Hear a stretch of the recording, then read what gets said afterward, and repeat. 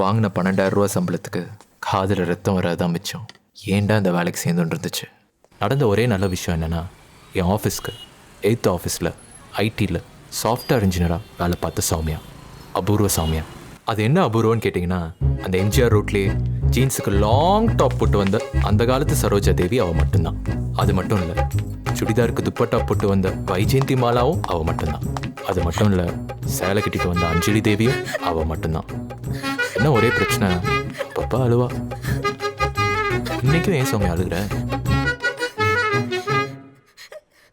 Team leader office அடிக்கடி சேலை கட்டு வருவானான்னு சொல்கிறான். என்ன கூட தான் ஆஃபீஸில் தாடி எடுன்னு சொல்கிறான். என்ன சௌமியா, இதுக்கெல்லாம் யாராவது அழுவாங்களா? எடுக்க போறியா? ஏன் நல்லா இருக்கா? இல்ல, எடுத்தா இன்னும் கேவலமா இருப்ப, அதான் சொன்னேன்.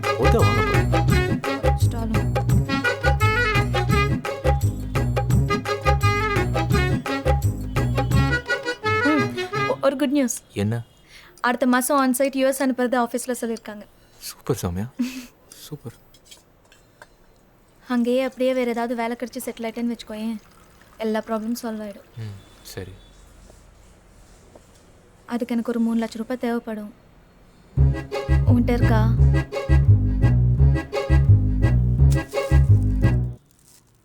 பணத்தை உள்ளவை. எப்படிரா? நீ கேட்டால் 3 லட்ச ரூபான்னு 30 லட்ச ரூபா கூட 3 நிமிஷத்தில் திருடியாவது கொண்டு வரும். அப்புறம் ஏன் 30 நாள் ஆச்சு? சௌமியா, உதவ வாங்க போகிறேன். தேங்க்ஸ். அதிலிருந்து அடுத்த 3 மணி நேரத்தில் சென்னையை விட்டு கிளம்பி போனான். என்னமோ மாதிரி இருந்துச்சு. வேலைக்கு போக பிடிக்கல, தூங்க பிடிக்கல, சாப்பிட பிடிக்கல. நல்ல வேலை, ஸ்கைப்புங்கிற ஒன்று மட்டும் இல்லைனா நான் என்ன இருப்பேன்னு எனக்கே தெரியாது. அமெரிக்கா போய் எதுக்கு அழுகிற அபூர்வ சௌமியா? எனக்கு நைட் என்ன தூக்கம் வர மாட்டேங்குது. என்ன ரொம்ப மிஸ் பண்றியா? இல்ல, ஜெட் லாக். அடி பாவி, நான் தான் டெய்லி நைட் தூங்காம கால் சென்டர் போறேன். இதுக்கெல்லாம் யாராவது அழுவாங்களா? உனக்கு எதுக்குமே அழுகே வராதுல்ல? பாரு, ஒரு நாள் உன்னை நல்லா அட வைக்கிறேன். சரி, கண்ணை தொடச்சிட்டு நீ தூங்கு. தூக்காத பேசு. எனக்கு பயங்கரமா தூக்கம் வருது. தூங்குறேன். ஒரு 4 நாள் பகல்ல பேசி எனக்கு தூக்கம் வர மாட்டேங்குது. தயவு செஞ்சு கொஞ்ச நேரம் பேசுவோம். டேய் குரங்கு, ஒழுங்கா போய் தூங்கு. எனக்கு நாளைக்கு நிறைய வேலை இருக்கு. நீ தான் selfish. Good night. Soumya, Soumya, என்னடி லிப்ஸ்டிக்லாம் போட்டுருக்க? நல்லா இருக்குல்ல? என்னடி முடியெல்லாம் வேற மாத்திட்ட? பின்ன எப்ப பார்த்தாலும் ஜடையை போட்டுப்பாங்களா? என்ன டாப் இது? இதுக்கு எப்படி என்ற? இப்ப பார். தெரியலையா? இரு. எம்ஜிஆர் சாலையில் இருக்கிற வரைக்கும் சரோஜா தேவியா, அஞ்சலி தேவியா, வைஜெயந்தி மாலாவா இருந்த என் அபூர்வ சௌமியா ஆன்சைட் போனதுக்கப்புறம் சொல்லு பிரபு, எப்படி இப்படி பயங்கரமா மாறினாங்கிறத என்னால் இன்னைக்கு வரைக்கும் நம்ப முடியல. ஏய், இழுத்து போட்டுட்டு வந்தாலே ஈன்னு பாக்குறதுக்கு இது என்ன நம்மூரா? அதெல்லாம் இங்க ஒன்றும் பிரச்சனை இல்ல. அப்பா பிரபு, ஒரு நிமிஷம் நான் சொல்றது கேளு. நான் இப்போ ஒரு ஃப்ரெண்டு கூட இருக்கேன், அப்புறமா பேசுறேன். ப்ளீஸ் பிரபு, புரிஞ்சுக்கோ.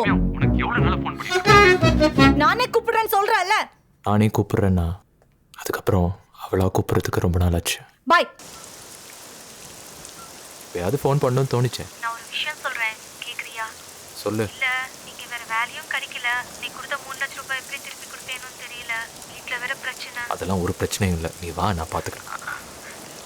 நான் ஒரு முக்கியமான விஷயம் சொல்றேன், கோவப்படாம கேக்குறியா? என்ன? நான் இங்க ஒருத்தரை பார்த்தேன், இந்தியன் தான். அவர் என்ன கல்யாணம் பண்ணிக்கிறேன்றாரு. அவர்கிட்ட சிட்டிசன்ஷிப் கூட இருக்கு.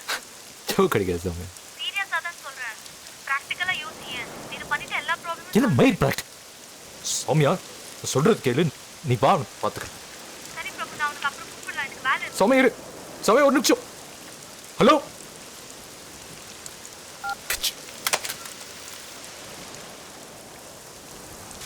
அதுக்கப்புறம் அவன் என்கிட்ட பேசவே இல்லை. அவள் ஃபோன் வேலை செய்யாமல் போச்சு. அனுப்பின மெயிலெலாம் பவுன்ஸ் ஆச்சு. என் தொடர்பு எல்லைக்கு வெளியில் தொலைஞ்சு போனான்.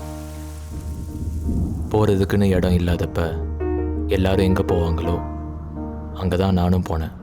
Railway station, Taramani.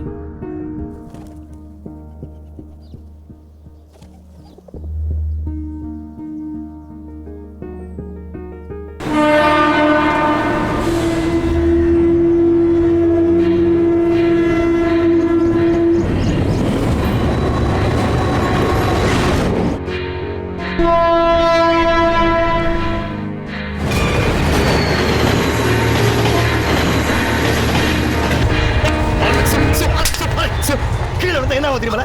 சட்னி ஆயிடுவா சட்னி. அப்புறம் தோசைக்கு தான் தொட்டு திங்கணும். பாரு. பர்னபாஸ் தரமணி ரயில்வே ஸ்டேஷனோட நைட் கான்ஸ்டபிள் என்னை அரைஞ்சு எடுத்துகிட்டு போனார். என்னோட அண்ணனாக மாறினார். ஆனால் இப்போ வரைக்கும் நான் அவரை சார்ன்னு தான் கூப்பிட்றேன். அண்ணன் கூப்பிட ஏனோ கூச்சமாக இருந்துச்சு. நைட் அவரோட துணைக்கே ரயில்வே ஸ்டேஷன்லேயே படுத்துக்கிட்டேன். அவர் காட்டி கொடுத்த சின்ன ரூமில் வாழ்க்கையை அமைச்சுக்கிட்டேன். தாடி வளர்ந்துச்சு. கதை முடிஞ்சுது.